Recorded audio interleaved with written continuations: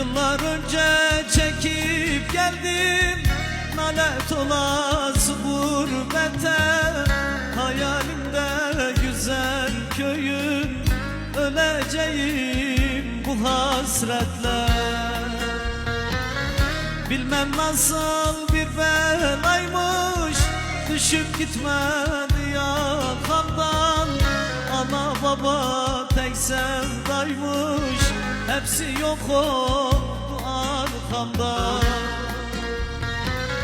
Döneceğim, döneceğim, ben köyüme döneceğim.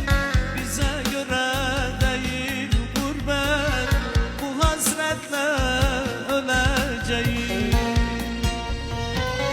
Döneceğim, döneceğim, ben Halep'e döneceğim. Bize göre değil gurbet, bu hasretle öleceğim.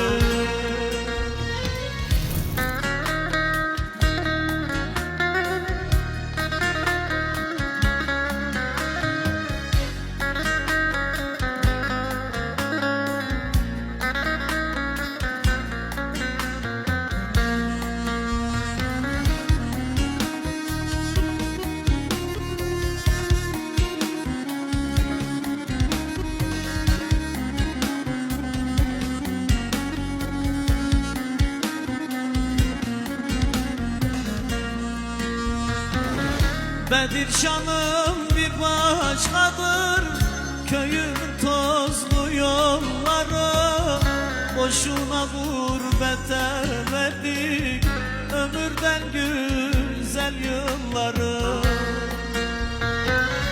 İnan kapanmak bilmiyor gurbetin açtığı yara. Sılanın yeri başkadır, gelmeyin buralara. Döneceğim, döneceğim, ben köyüme döneceğim. Bize göre değil gurbet, bu hasretle öleceğim.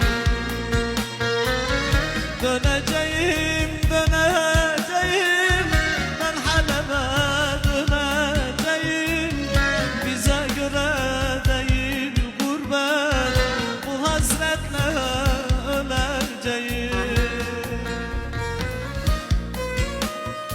döneceğim, döneceğim, ben köyüme döneceğim. Bize göre değil gurbet, ben köyüme döneceğim. Ben köyüme döneceğim, ben Halep'e döneceğim. Ben Halep'e döneceğim.